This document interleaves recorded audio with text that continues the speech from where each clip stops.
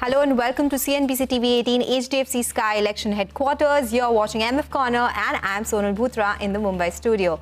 Today we'll put the spotlight on exchange-traded funds or ETFs in this episode for our viewers.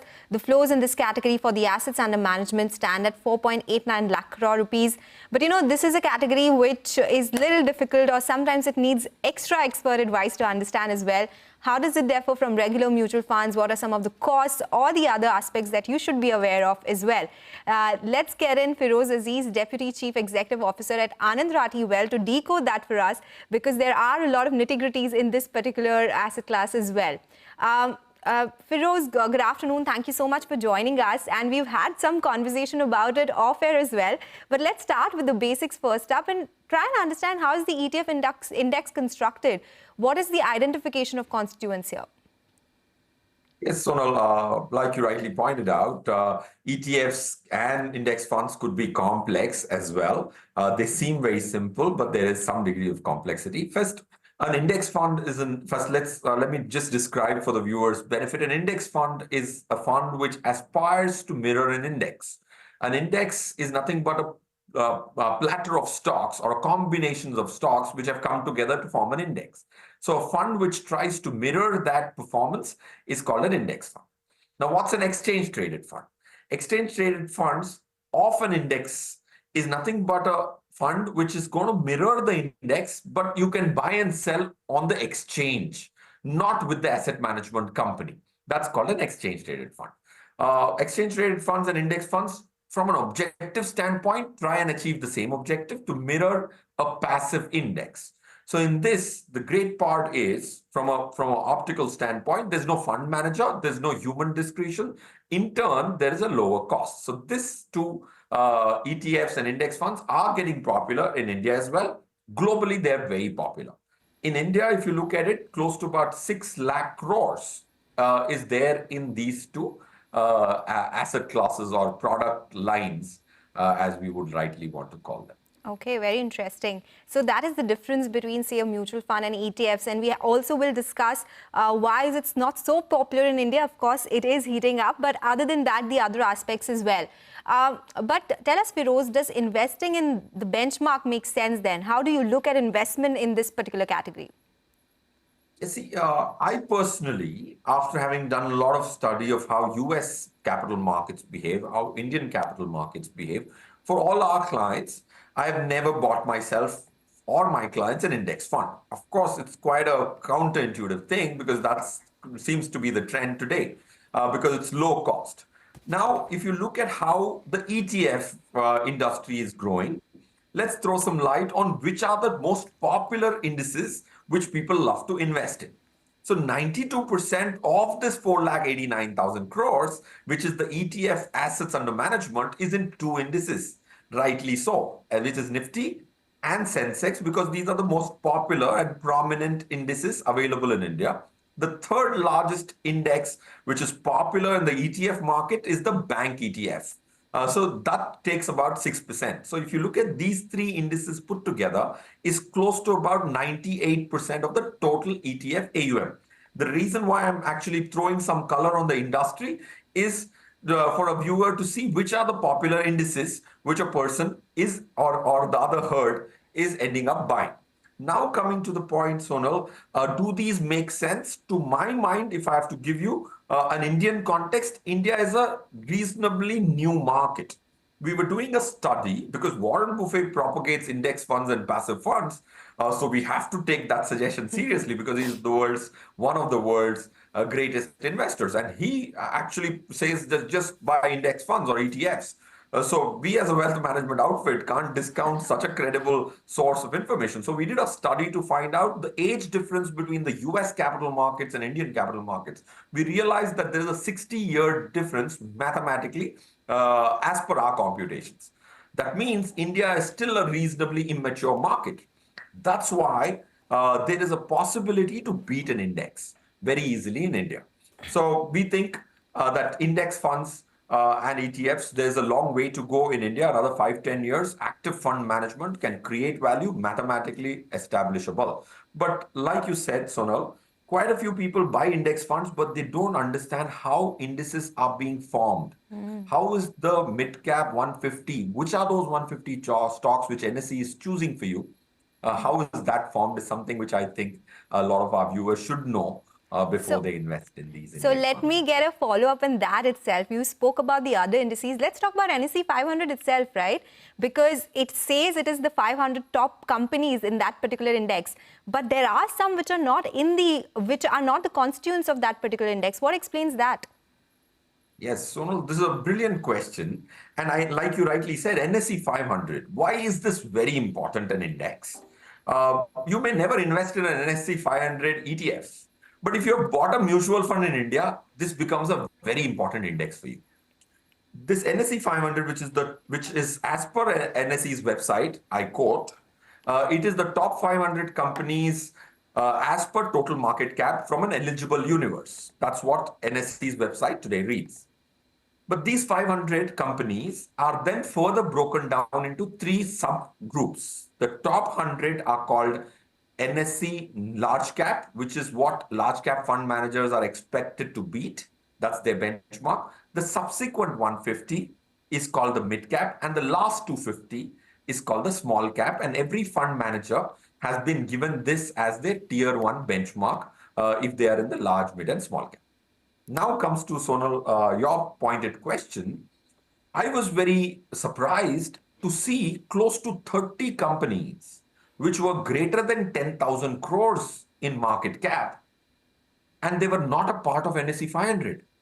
Whereas NSE 500's smallest constituent today is 4,800 crores. So I was very surprised. If the smallest constituent is 4,800 crores, that automatically implies the 10,000 crore company should have made the cut. But there are close to about 25, 30 even today who are not a part of 10,000, are not a part of NSE 500 because there are two tricky, very tricky rules in NSE 500. Those are very tricky. I'm calling them tricky because of those two rules, several companies which are greater than the smallest constituents have been kept out for long periods of time. What are those rules? If you have to be in NSE 500, you have to not just beat the 500th company, you have to beat the 350th company. Let me read the rule as per NSE. A company must be among the top 350 in terms of total market cap to be included in NSE 500. It of course perplexed me because I always believed to get into 500, you have to be 499. But this rule says that you have to be better than 350th to be a part of 500. The second tricky rule, again I read verbatim, a company if falls to the rank below 800 in terms of total market cap would be excluded from the index. That means to enter 500, you have to be better than 350. And to be thrown out of 500, you have to be worse off than 800. And the 350th company is a 15,000 crore market cap, give or take. And the 800th company is a 1,000 crore market cap. Unless a company falls from 15,000 crore market cap to as little as 1,000 crore market cap, give or take, it will not be excluded. So these two rules are the tricky ones. That's why, Sonal, your question is very valid. There are so many large companies, larger than the 500, which are part of it, but they still remain outside. And several such companies. MSCI, which is the Morgan Stanley emerging, which is an index provider globally, has about 460 stocks in a small cap portfolio.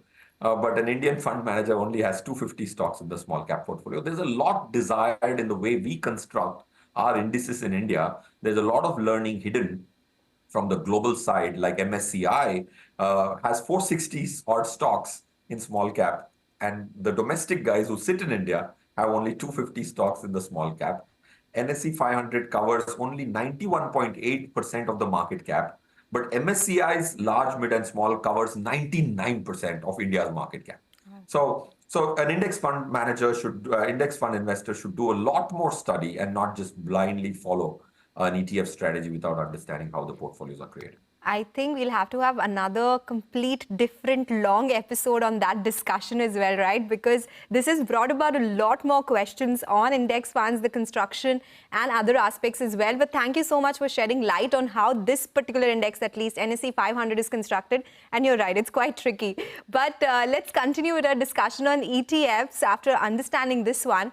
There was a big inflow in India ETF one day before election results, Feroze. Is there an expectation of flows tapering off now? What did you make of those incoming flows?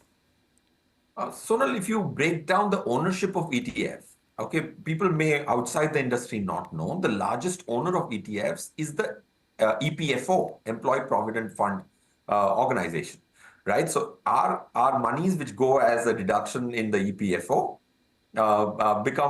get an allocation of equity. So ETF owners, so any large flows, you can attribute it to institutional participation because EPFO, if I know that number correctly, pardon me if it is marginally incorrect, 15% allocation is what they had decided to put into equity. And that's why a reasonable portion of this 4,89,000 crores is owned by the EPFO. And that's why you see Nifty and Sensex queuing that number. So I would not read too much to answer your pointed question with that inflow. That would just be an allocation which would have come from some institutions. Okay, all right. And we anyway saw so much exuberance just one day before the election results. So this was just a part of that. Feroze, it's a very interesting chat, but we have to take a quick break. On the other side, we'll come back and continue with our discussion with Feroze on investing in ETFs and a lot more. Stay tuned for that.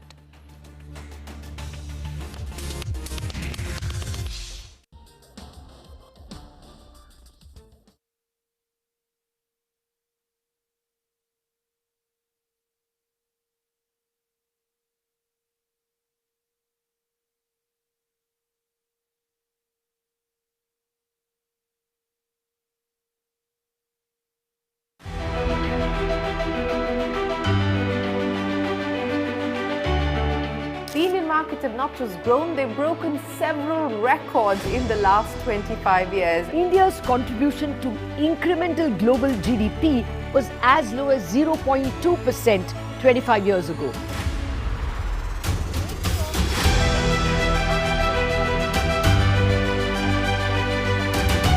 Over the last 25 years, CNBC-TV18 has closely followed the remarkable ascent of India's pharmaceutical sector. There was a time 25 years back that it was all about the FIIs. If FIIs would buy, markets would rally. If FIIs would sell, market would fall. Earlier, we were net importers of steel. From IT services to SaaS, from consumer electronics to space tech, from mere programming to AI ML. Cars, two-wheelers, three-wheelers, commercial vehicles have significantly become much more expensive than they were 2 decades ago.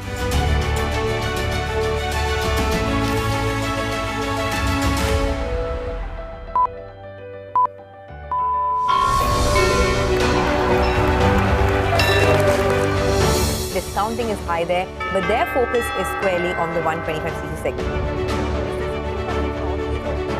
Now it is contributing 16% of incremental global GDP. Now we are looking at exporting the steel that's made here in India.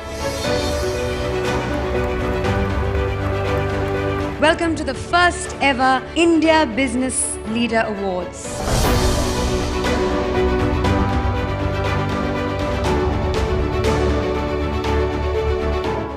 Cars, two-wheelers and vehicles generally being manufactured today are much lower on emissions and much higher on safety. India's technology industry has been at the forefront of cutting-edge innovation over the last 25 years. Busting some myths as well with him about index formation and other aspects. Feroze, suppose one investor is looking at investing in ETFs. What are some of the factors to be kept in mind and how would it differ from mutual funds? Yes, one factor to keep in mind is that you should not have a fair expectation from an ETF because there are expenses. So there will always be a negative return relative to the index. Like last year, 2024, the benchmark was underperformed by the ETF industry. Alpha was minus 0.74 because there's going to be expense. There's going to be very difficult for you to buy a 250 stocks if you are looking at a NSE small cap 250 index funds. So you should have a fair expectation from the institution that you will underperform the index by 0.5%. quite a few index fund investors say, why is there an underperformance of 0.5%? So you're sure to underperform marginally. That's also called because of the tracking error, because it's very difficult to mirror an index exactly precisely. And secondly, there's also going to be some expenses. That's one thing you have to keep in mind. Second, when you're buying index funds, if you really are wanting to buy index and ETF, stick to large cap category, because there's so much alpha possibility in the active management. Like, for example, Anand Rathi ran a model portfolio for the last 11 years, and we've beaten Nifty by 182%, right? But in the large cap category, beating Nifty is so difficult. So if you're really keen to buy an ETF, have active management for small and mid cap and other categories. For large cap, you may not want to buy a large cap fund for 10-20% of your portfolio. You can surely buy a Nifty index fund, because there the cost is lower and the chance that a large cap fund manager beats an index is lower. Of course, there is a Sandeep Tandon kind of quant which has beaten Nifty by 28% in the large cap category last year. But if you want to buy an ETF, best ETF to start with is the large cap category. So these are the two small suggestions I would want to make to the viewers, Sonal. And I would like to keep my answers brief. Sorry, I've gone a lot of the previous segment. No, those are perfect answers, and that is helping our viewers for sure. But Feroze, you spoke about some returns. You spoke about what an investor should look at when they're investing in ETFs. But what are some of the other fundamental differences between mutual funds and ETFs? You spoke about transaction costs. The management style, does that change as well? Are there the price variations that you would like to talk about? You see, when you buy a index ETF or sell an ETF, for a Nifty ETF, you lose 36 points as transaction cost in an ETF on buying and selling on the exchange, because the STT is larger. In an index fund, for example, the cost is only 3 rupees to buy and sell. All else equal, per Nifty, you spend 3 rupees in an index fund, you spend approximately 36-40 rupees in an ETF. This, I have done numerical computations from a treasury standpoint. This is very, very important. But for an investor, it's not too much of a difference. But ETFs have a larger STT than an index fund. That's one thing which is a fine print. You may never get to know unless you read those big fat books of Kim. But that's one thing which is very critical. And active managed funds, I think, are also popular. There are 150 odd fund managers in India which can beat.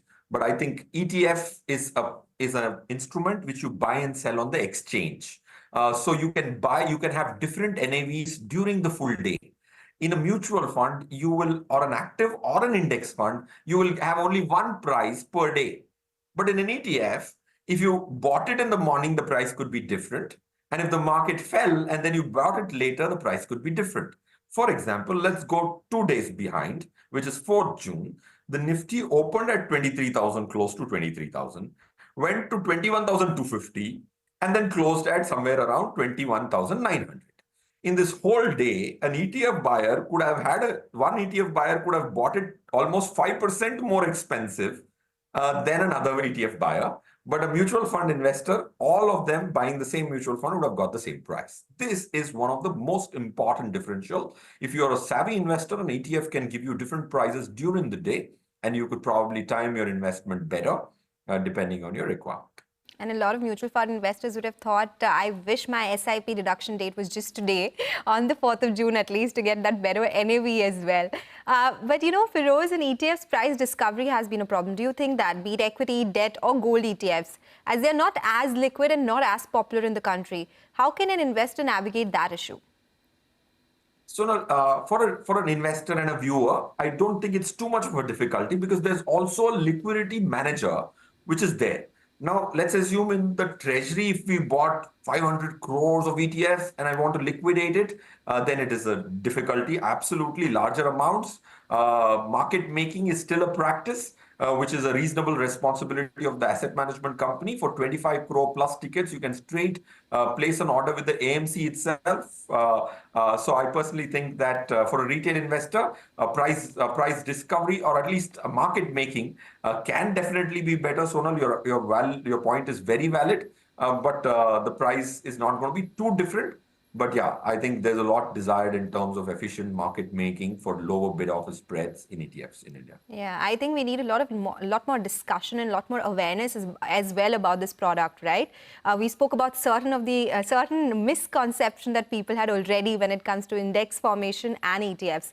But let's talk about the other asset class within ETFs. Should people invest in gold through the mutual fund or the ETF route? And for those who want to pure play invest in gold, should they choose a gold ETF or a gold fund? I would say gold ETF is better for a person who has lump sum money. For a person who wants to do a systematic investment plan, ETF is not an alternative at all. So gold funds is nothing but a group of ETFs packed into one. So gold fund and a gold ETF will largely depend on the viewer or the investor's status of his capital. If he wants to do a recurring investment, he's left with gold fund as a choice. If he has a lump sum 1 lakh to allocate, he can definitely choose an ETF. Okay, all right, makes sense. We spoke in detail about ETFs, spoke in detail about index funds as well, but it boils down to one thing. Because we saw so much volatility, a lot of investors would have seen such a crash for the first time. Somebody who entered the market after 2020, the Gen Z investors as well, right?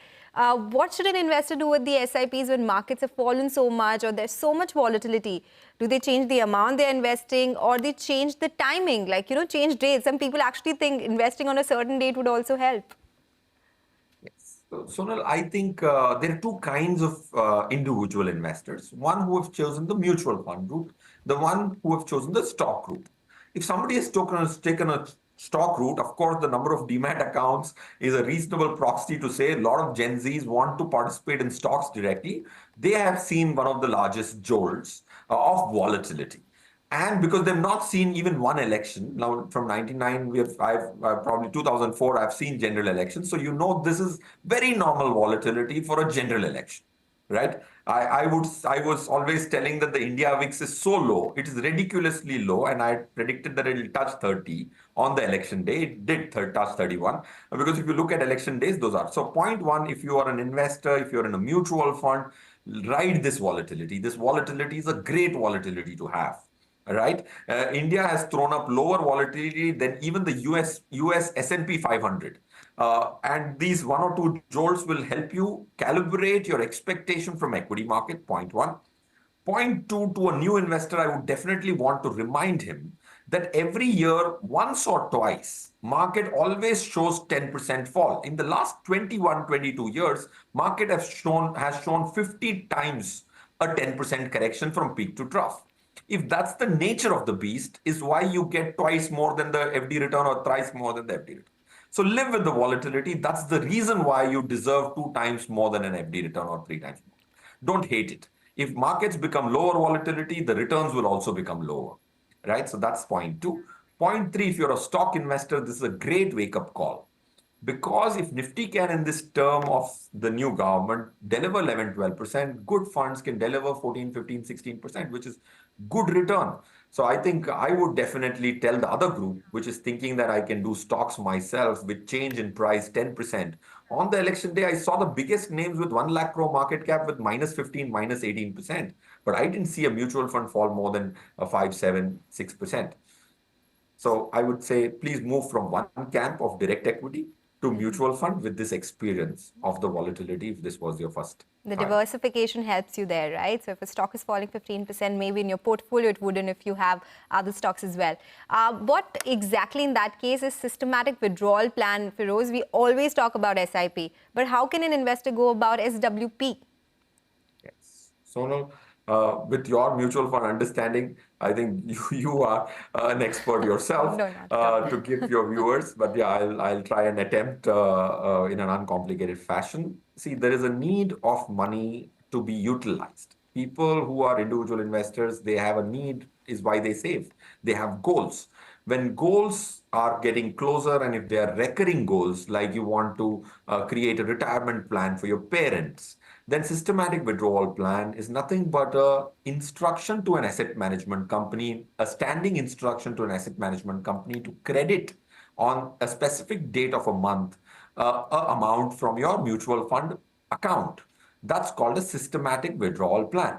The great part about a systematic withdrawal plan is its consistency and predictability. Second, its discipline, that you're selling not too much, not too little on a specific day. You're selling it in a staggered fashion.